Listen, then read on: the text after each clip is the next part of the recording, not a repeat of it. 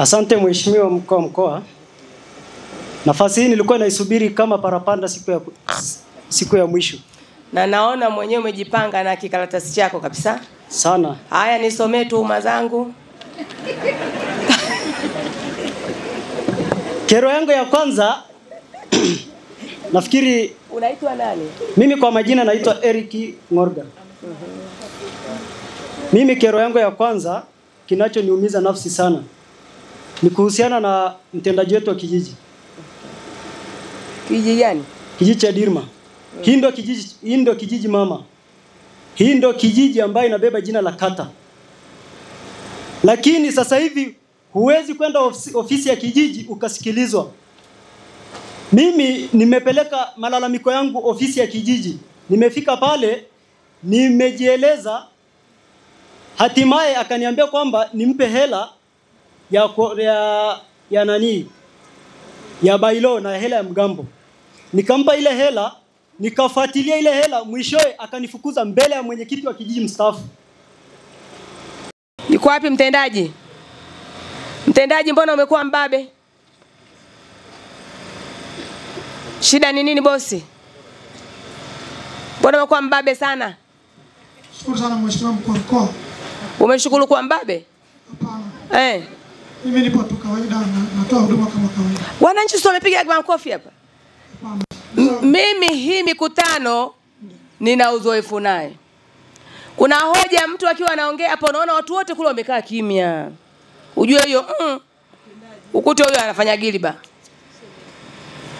Lakini kuna hoja mwananchi mmoja akizungumza hapo unakuta umati mzima unashangilia. Ujue hilo kweli ndio tatizo lao wananchi. Hata labda niwaulize, maana mimi nawajua wananchi hawa huwa hawanaga hiana. Ukiwatenda wanakutenda, wanakupata nafasi. Ukiwafanyia wema wanakulipa wema. Wananchi mpo? Haya, niambieni mtendaji wetu wa kijiji ati ni mkorofi? Wangapi wanasema ni mkorofi? Nyosha mikono juu.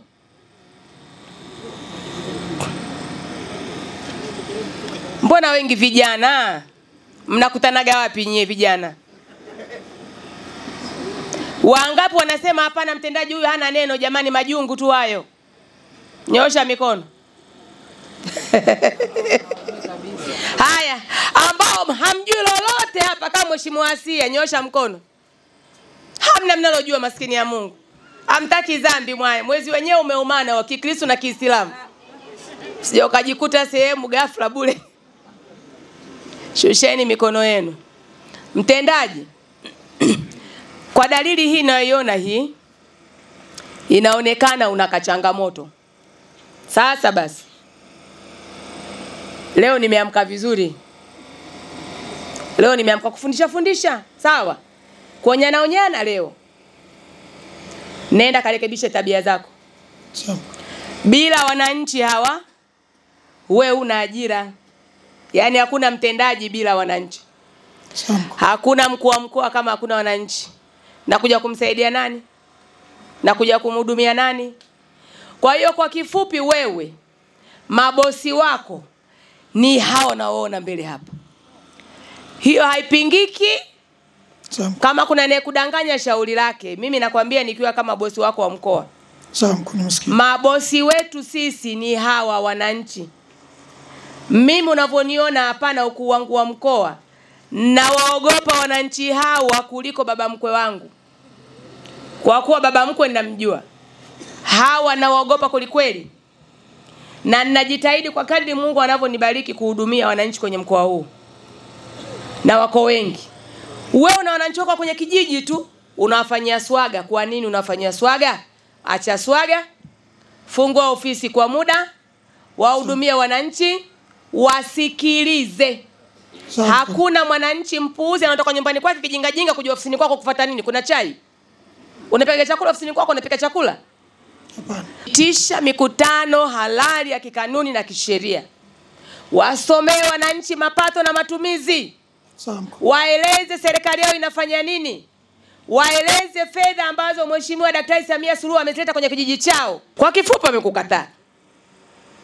ila mimi naomba nikuonye hayo, jirekebishe tabia. Sawa? Nimesikia mkuu. Ndugu zangu, wale mlionyosha mkono, ninaomba kumwombea radhi mtendaji wangu wa kijiji. Tumpe muda ajirekebishe, atufanyie kazi, atuhudumie. Nina imani atakwenda kufanya kazi vizuri. Akikosea kwenye hili, tutahukumiana, na uzuri mwajiri wake yuko hapa, mwenyekiti wa halmashauri. La, tulia mjomba. La, anyoshe mkono huyo anayesema mimi tangu nizaliwa sijawahi kukosea, anyoshe mkono.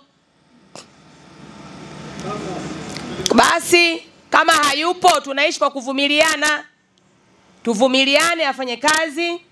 Wakati huo mabosi wake pia watakuwa wanaendelea kumwangalia, na mheshimiwa diwani pia wataendelea kutusaidia. Ukiona changamoto zimezidi utasema, kama nyinyi mmesema hajasikia, mimi leo nimesema, ili kesho kutwa familia yake sije ikatulilia na watoto wake. Lakini mimi nakushauri tu heshimu kazi. Nashukuru mkuu. Heshimu kazi. Mungu akubariki sana. Asante.